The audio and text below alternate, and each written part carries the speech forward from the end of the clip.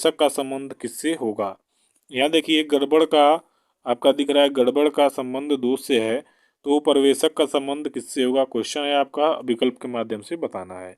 विकल्प ए है मार्गदर्शक, बी है भीड़ भाड़, सी है मौन और डी है शांति। तो मित्रों यहाँ ध्यान से देखेंगे कि जो गड़बड़ और दोष है ये दोनों एक दूसरे के समानार्थी शब्द हैं। इसी तरह परवेशक और मार्गदर्शक एक प्रकार के आपके समानार्थी शब्द हो जाएंगे। तो यहाँ मार्गदर्शक हो जाएगा, क्या हो जाएगा, मार्गदर्शक। तो आंसर में आप क्या देखें देंगे मित्रों, मार्गदर्शक।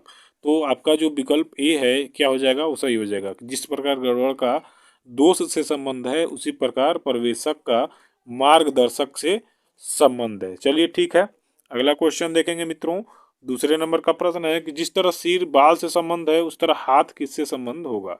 यानी सिर में अगर जो बाल नहीं है, जैसे सिर होता है उसमें बाल होते हैं, इसी तरह हाथ में क्या होता है। ठीक है, ऐसे समझिए कि जिस तरह सिर में बाल होते हैं उसी तरह हाथ में क्या होता है। तो विकल्प ए है कान, बी है उंगली, सी है गर्दन और डी है पैर। देखिए हाथ में उंगली रहती है, ठीक, हाथ में उंगली रहती है, बिना उंगली के हाथ शोभा नहीं देता, उसी तरह सिर बिना बालों के शोभा नहीं देता। तो सिर का संबंध बाल से है, तो हाथ का संबंध किससे होगा मित्रों, तो उंगली से होगा। किससे, उंगली से। तो विकल्प आपका जो भी दिख रहा है मित्रों यह क्या हो जाएगा, आपका सही उत्तर हो जाएगा।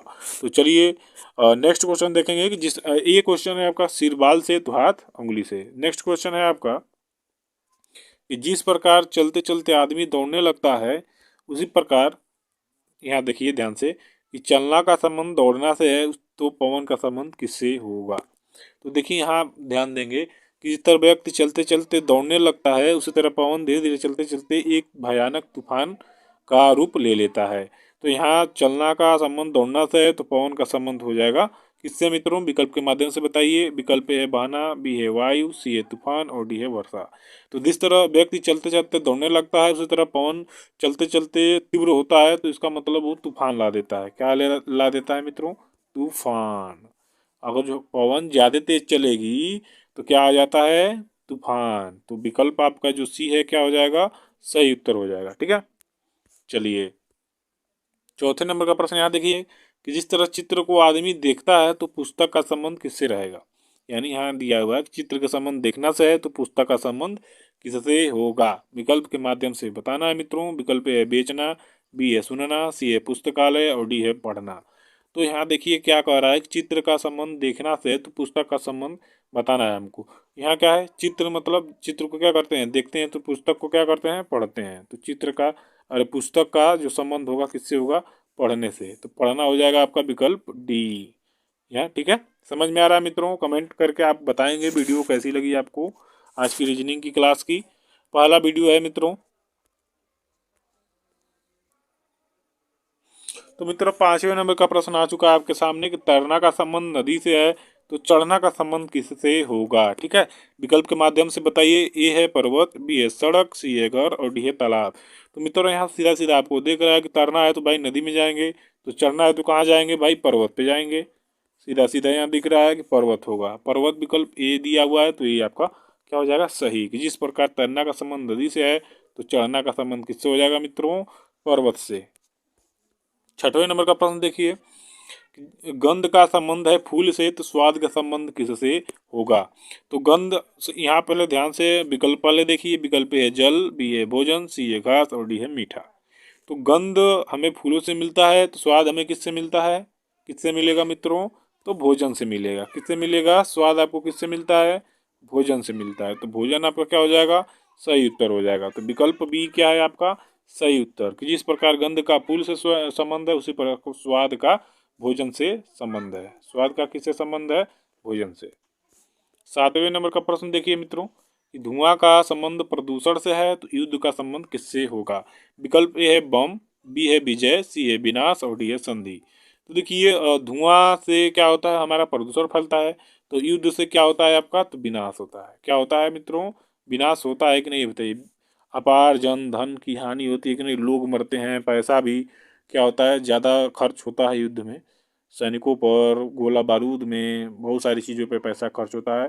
और सरकार के द्वारा जो मान लीजिए कि एक जो दो देश आपस में लड़ रहे हैं तो उसका भी कुछ घाटा मतलब विनाश होगा, दोनों देशों का कुछ ना कुछ, जैसे अभी रूस और यूक्रेन का देख लीजिए कितना वहाँ विनाश हुआ है। तो जिस तरह धुआं और प्रदूषण का संबंध है, उसी तरह युद्ध का संबंध किससे होगा मित्रों? विनाश से होगा। क्योंकि युद्ध से कभी फायदा नहीं होता है, क्या होता है? हमेशा विनाश होता है दोनों पक्षों का। भले ही आप युद्ध में विजयी हो जाएं, लेकिन विनाश बहुत भयंकर होता है, उसका परिणाम भी भयंकर होता है।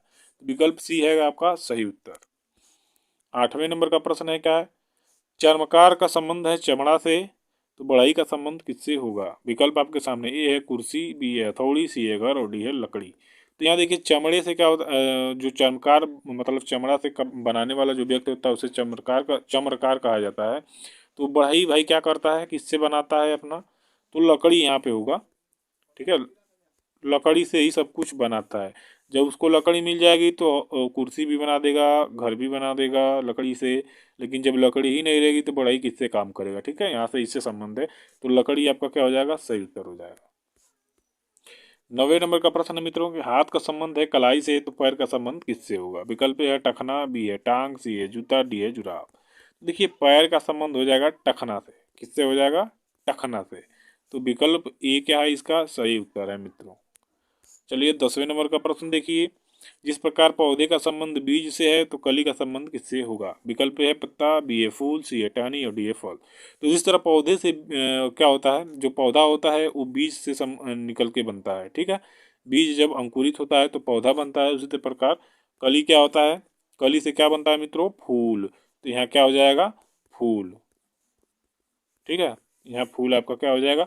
सही उत्तर हो जाएगा विकल्प बी।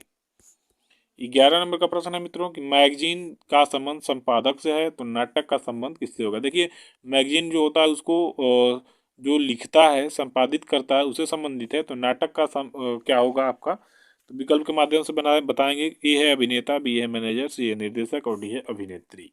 तो देखिए जो नाटक होता है बिना निर्देशक के नाटक नहीं चल सकता। अगर जो निर्देशक ही नहीं रहेगा तो अभिनेता होके क्या करेंगे? ठीक है, तो निर्देशक यहाँ क्या हो जाएगा? सही उत्तर हो जाएगा विकल्प सी, कि नाटक का संबंध आपके निर्देशक से है। चलिए 12 नंबर के प्रश्न पर चर्चा करिए मित्रों कि महाराष्ट्र का संबंध भारत से है तो टोक्यो का संबंध किस देश से होगा? यानी भारत में महाराष्ट्र पड़ता है तो टोक्यो किस देश में पड़ता है, आपको ये सीधा सीधा बताना है। विकल्प है अमेरिका, बी है चीन, सी है जर्मनी और डी है जापान। तो मित्रों टोक्यो की बात करें तो ये जापान की राजधानी है, तो जापान में टोक्यो पड़ता है। तो विकल्प डी है क्या सही उत्तर।